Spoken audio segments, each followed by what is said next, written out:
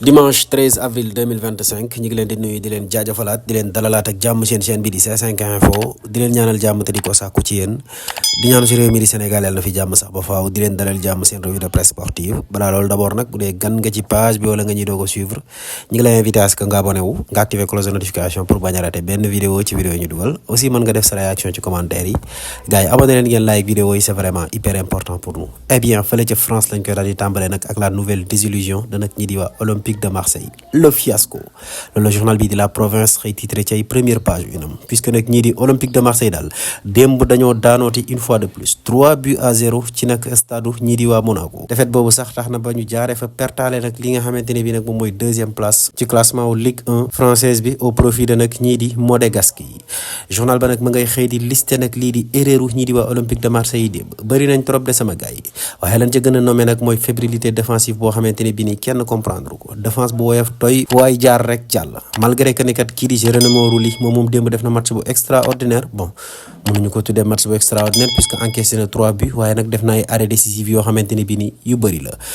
yamul ci loolu donc puisque nag contre Toulouse daanaka mën nañ ne gisoon nañ benn animation offensive bu extraordinaire dañ nañ gis nag attaquant yi Olympique de Marseille yi doon wane lu baax waaye nag démb moom ils ont encore sombré puisque nag wane wuñ dara loo xamante ne bi daal lu convaincant la ñoom attaque ba daanaka mën na ne nag donc la ñu war a corriger bëri na trop du côté des gagnants média bi nga xamante ni moom mooy l'équipe nag xëy na leen jagleel benn petit page ci ay page intérieure Monaco chic dans le choc le journal bi nag titré boole ko nag ak cette magnifique photo bi nga xamante ne bi ñi di joueur Monaco yi nag ngi doon célébrer gannaaw ba victoire ba jàlle journal ba ma ngay estimer carrément que ne kat même bu fekkee nag Monaco brillé wut lool trop wala boog démb sax soxlawuñu woon briller trop pour nag mën a tàqalikoo ak ñi di waa Marseille puisque nag démb moom écart de niveau dëgg moo am diggante ñaari équipe yi mën na ne nag loolu sax permettre na leen ñu daal di retrouver nag la deuxième place course au titre en Ligue des champions bi nag daal nay lancé waat foofee nga xamante ni moom mooy ca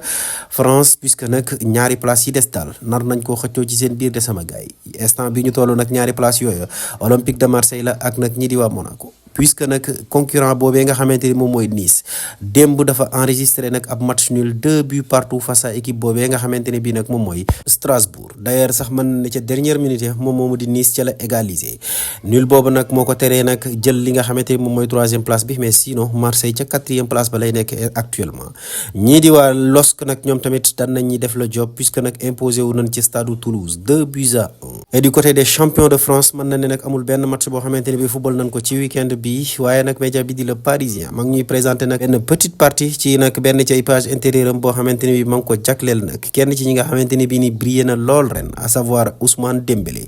dañu xamal carrément que ni kat c'est un potentiel ballon d'or moom Ousmane Dembélé mi kat ma ngay amal saison bu extraordinaire meilleure saison de sa vie sax mën na ne déjà sacré champion de France instant bi nag am na opportunité gagner li nga xamante ne moom mooy Ligue des champions bi ak équipe boobee di Paris Saint-Germain pour la première fois ci seen histoire et forcément turam dafay dellu si waat avec insistance ci course au ballon d'or bi dañu daal di jógee foofee nga xam ne moom mooy ca France jubali fële ca Espagne u ñi di waa Barcelone nag jëlee nañ fële ca Leganés benn victoire bu capitale pour nag course au titre bi oui sama gars yi victoire sur la plus petite démarche 1-0 contre nag ñi di waa Leganés waaye doyoon na sëkk bi contre son camp ki nga xamante ne bii nag moom mooy Sainz bi daal doyoon na sëkk pour offrir 3 points yi à ñi nga xamante ne bii nag ñoom ñooy catalan yi te nag loolu permettre na leen ñu daal di am provisoirement 7 points d'avance sur nag ñi di waa Real de Madrid jusqu'au dernier ballon vont se battre les Madrilènes du samay kàddu Carlo Ancelotti moo ko daal di xamle ci média boobee nga xamante ne bii nag moom mooy as ci ay première page yu inam oui c'est sama gars yi que ça soit en Ligue des champions ou en Liga kii di Carlo Ancelotti xamale ne carrément que ne amul dara lu ñuy bàyyi danañ xeex ba fu muy mujj jeexe ci fàttali nag ci kanam tuuti bon waxtu wii ñuy enregistré vidéo bi ci kanam tuuti donc match su nag kii di Real Madrid ak Alaves dana tàmbali mais peut-être que ne vidéo buy dugg sur YouTube nag mën nañ ne match bi dana fekk muy daw ba pare wala boog dana fekk mu tàmbali ba pare lii di opération remontada bi Real de Madrid nara lancé nag tey jii la war a tàmbali diggante Alaves ak nag ñi di waa Real de Madrid donc pour que daal ñu mën a am confiance il va falloir que tey jii nag ñu gagner mais gagner avec la manière proposer loo xamante ne bi dana dalal nag xelu seeni supporters oui sama gars yi puisque nag contre équipe boobee di Arsenal daal ñoom ñi bëgg nañoo remonter nag différence su 3 buts bi nga xamante ne bi nag nekk na ci seen diggante et pour ça il va falloir impérativement que ci 20 premières minutes yi ñu daal di ciy dugal le Real Madrid y croit côté mercato nag mën nañ ne Real Madrid ba tey mi ngi sur la piste William Saliba. Comme ni ko média bi di la Daily Mirror di relayer ci ay première page yu nam il va falloir ñu daal di xaar nag ba atum 2026 puisque nag moom mi dafa nekk sous contrat jusqu'en juin 2027 te nag Arsenal amul benn intention bàyyi ko mu dem te rax ci dolli tamit moom William Saliba il se sent bien en Angleterre te nag amul dara la muy wëri feneen reste à savoir nag ndax ñi di waa Real de Madrid nan am les moyens qu'il faut pour convaincre ko am déet beneen joueur a ngi nii boo xamante ne bi fas yéene wut a bouger fa mu nekk il s'agit bien de Koke xam ngeen ne nag contrat am juin 2025 lay jeex waaye dafa mel ni nag moom mi bëggut a jóge ca club ba de rax ci dolli nag moom xam na bu baax statut bi nga xamante ni ma ngi koy occupé foofa même bu fekkee temps de jeu mu wàññeeku na bu baax teewut nag bëggut a jóge foofu de bëggut dem feneen looloo waral club bi pare na pour prolonger ko jusqu'en juin 2026 tout en sachant que ne nag rôle boobu la fay continuer di am muy nag moins de temps de jeu que d'habitude.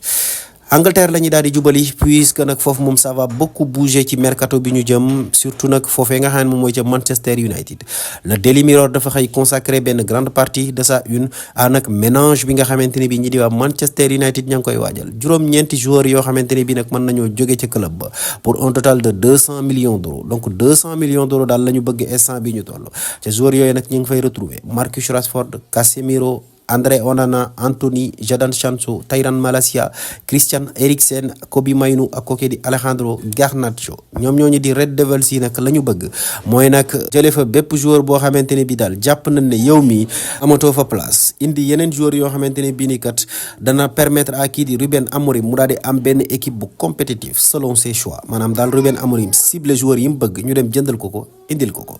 kii di Kevin De Bruyne dafay jóge Manchester City waaye balaa booba nag ma ngay briller de sama gars yi démb nag daal nay briller encore une fois ca Premier League ba moom international belge bi moom moo permettre à City ñu daal di renverser Crystal Palace grâce à un but et une passe décisive oui sama gars yi démb waneeti na boppam de waneeti na carrément que ni kat bokk na ci meilleur joueur au monde yi et l'un des meilleurs milieux de terrain de l'histoire de la Premier League 3 jours gannaaw défaite ba foofee nga xamante ni moom mooy ca Parc des Princes ñi di waa Aston Villa démb briller nañ de face à Southampton 3-0 kii di Oli Watkins dugal na sax ca match ba média bi di la Daily Star mi ngi ñu xamal que ni kat c'est la meilleure manière pour préparer nag match retour bi contre nag ñii di waa PSG tout en sachant que nag ca aller ba ca Parc des Princes ñoom dooroon na leen 3-1 fële ca Allemagne la ñuy daal di jubali où c'était jour de classiqueur mu nekk nag affiche boo xamante ni bi bu intéressant la affiche bu am importance foofee nga xam ne moom mooy ca Allemagne Borussia Dortmund Bayern de Munich un affiche boo xamante ni bi tenir na tous ses promesses mu nekk nag match boo xamante ni bi na mën a di gis ci moom à chaque instant nag ay buts yu bëri spectacle te loolu nag démb waneeti na ko score final 2 buts partout presque mën na ne nag amul benn conséquence pour nag ñi di waa Bayern de Munich ñu nekk ca kanam classement ba puisque Leverkusen gi toppoon ci seen ginnaaw war caa profité moom tamit dafa fakastalu moom tamit ab benn match nul la daal di mujj am face à équipe bee di Union Berlin score final 0 but partout kenn ci ña nga xamante ne bii daal démb titulaire woon na muy kooke di Thomas Müller mën nañ ne ma ngay dund ay derniers jours am foofee ca Bayern de Munich légende allemand bi nag la tax mu titulaire peut-être mooy entrée bu intéressant bi nga xamante ne bi amaloon na ko keroog ba ñuy jàmmaarloo ak ñi di waa Inter de Milan ca Ligue des Champions ba en fin de saison dafay jóge ka ko war a remplacer nag muy Florian Wirtz média bi di Bild xëy na moom tamit def le point sur nag opération bi ak ñaata la war a jar mën naa coûter ba 250 millions au Bayern de Munich 250 millions d'euros sama gars yi puisque diggante prix wu transfert bi ak salaire bi nga xamante ni bi forcément ce serait un salaire très élevé moom mii daal kuuba dana dem ba 250 millions d'euros waaye il va falloir impérativement que Bayern aussi bu ca bëggee jot mu daal di def lu gaaw puisque nag ñi di waa Manchester City aussi bëgg nañ gone ga bëgg na noo def de moom le remplaçant idéal de kookee di Kevin De Bruyne te nag am nañ moyens pour man ko fuqar ñi ci loxoy ñi di waa Bayern Leverkusen dañuy daal di jeexal ce tour de presse sportive fële ca Italie ak duo Lautaro Martinez Marco Arnautovic bi nga xamante ne bi démb moo permettre à ñii di waa Inter ñu daal di imposer wu tranquillement face à ñii di waa Cagliari 3-1 daan nañuy gagné nag provisoirement 6 points d'avance sur ñii di waa Napoli mais aussi daanaka mën na ne c'est la meilleure manière de préparer le match retour face à nag ñii di waa Bayern Munich gannaaw victoire ba ñu am fële ca Allianz Arena 2-1 la Juventus de Turin a aussi enchaîné face à équipe boobee di Lecce 2-1 et la Gazzetta dello Sport ma ngay estimer que ne kat ak ñëw kookee di Igor Tudor daal jariñ na lu bëree ñu ngi tàmbalee gis résultat yi de instant bi ñu toll nag ñu nga ca 3e place ba en attendant match Atalanta ak Bologne bi nga xamante ne bi ca kanam tuuti lay daal di daw c'était tout pour aujourd'hui sama gars yi leen seen C5 info di la wax toujours ne bu dee gan nga ci page wala nga ñu doog a suivre ñu ngi lay invité à ce que nga abonné wu nga activé cloche de notification pour bañ a rater benn vidéo ci vidéo yi ñu dugal aussi mën nga def sa réaction ci commentaire yi gars abonné leen ngeen like vidéo yi c'est vraiment hyper important pour nous merci et à très bientôt sama gars yi